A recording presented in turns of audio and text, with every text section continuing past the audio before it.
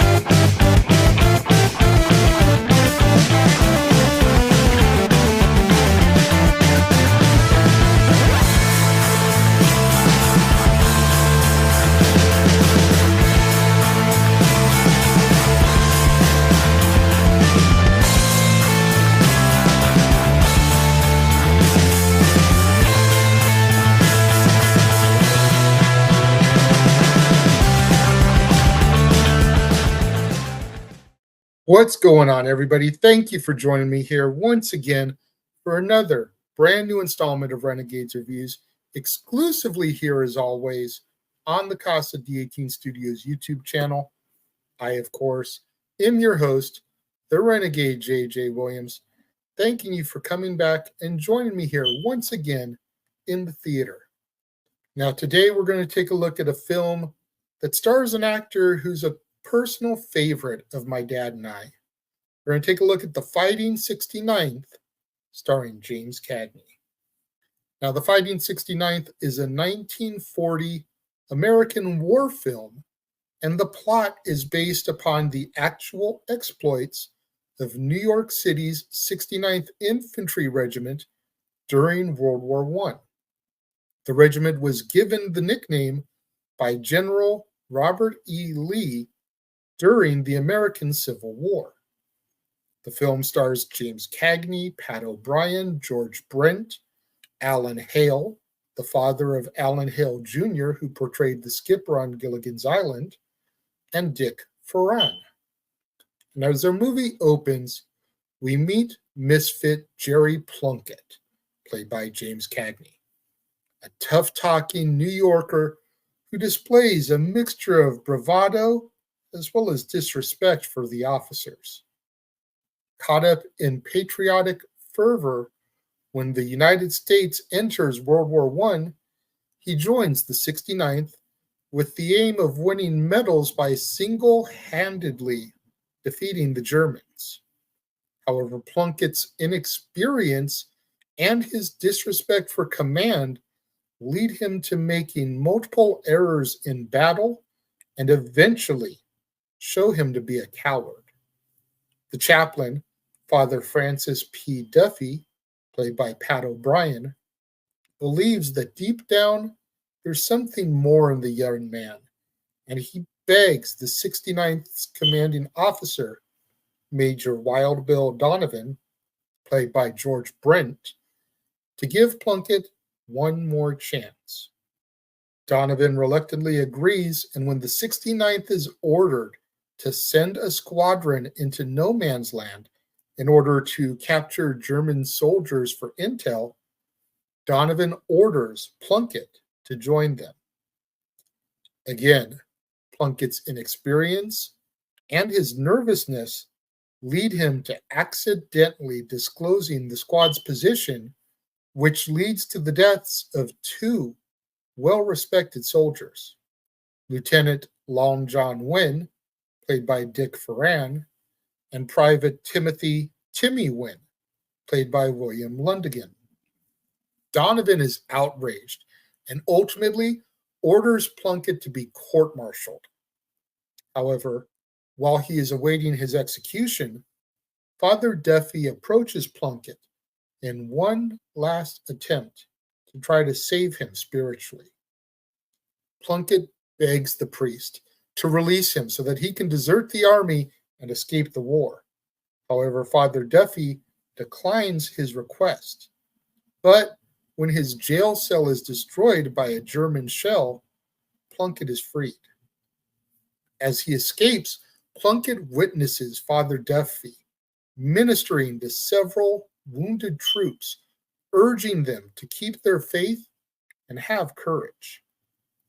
Shamed and inspired by Donovan's forbearance and courage, Plunkett decides to rejoin his unit at the forefront and support their advances.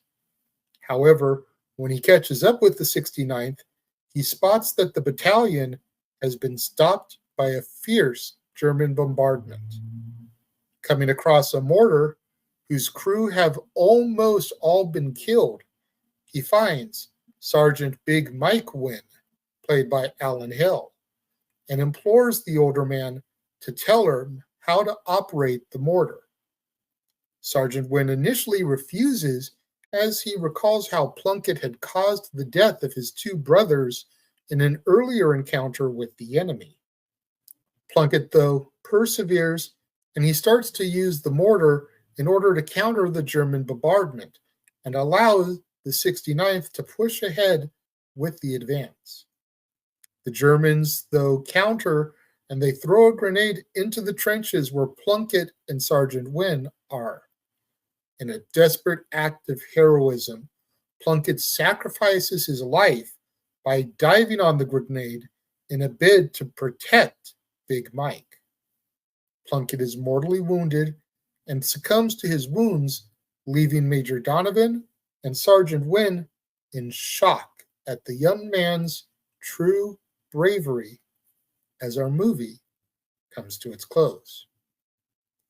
Now, while Jerry Plunkett was in fact a fictional character, Father Francis P. Duffy, the chaplain, battalion commander and future OSS leader, Wild Bill Donovan, Lieutenant Oliver Ames, a platoon commander, and Sergeant Joyce Kilmer, who's a famous poet and was killed in battle on July 30th, 1918, were all real members of the 69th, and many of the events that are depicted in the film, from training at Camp Mills, the Mud March, dugout collapse at Rouge Bouquet, the Victory Parade, etc., all actually happened.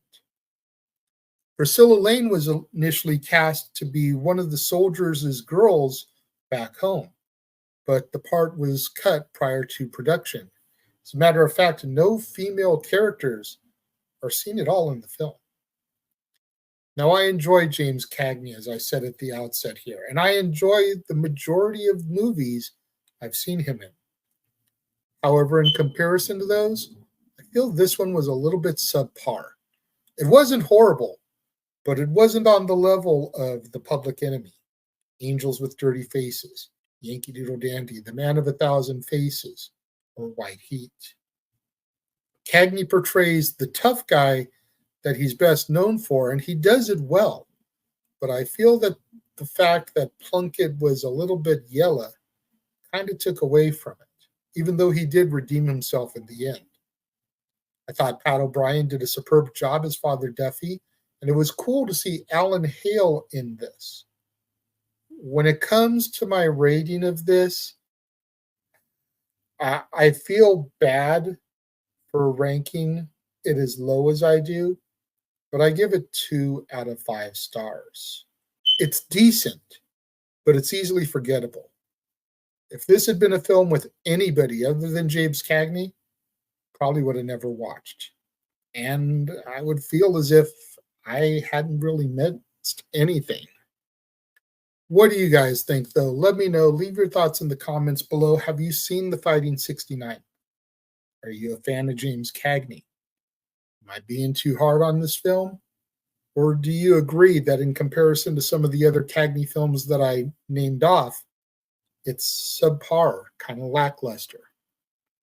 Let me know, again, thoughts in the comment box below.